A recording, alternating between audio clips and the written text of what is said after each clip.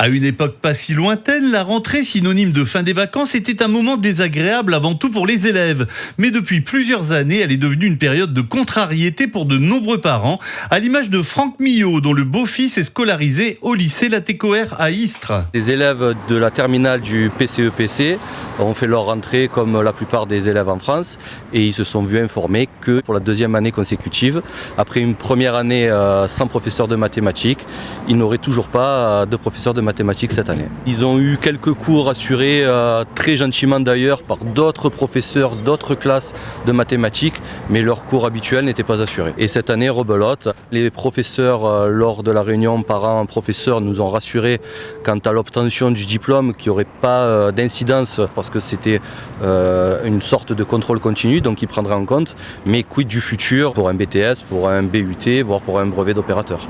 Kylian est donc en bac pro PCE-PC, procédé de la chimie, des eaux et des papiers cartons, qui débouche sur un poste d'opérateur en industrie. Une filière où la présence d'un prof de maths, physique et chimie n'est pas vraiment facultative.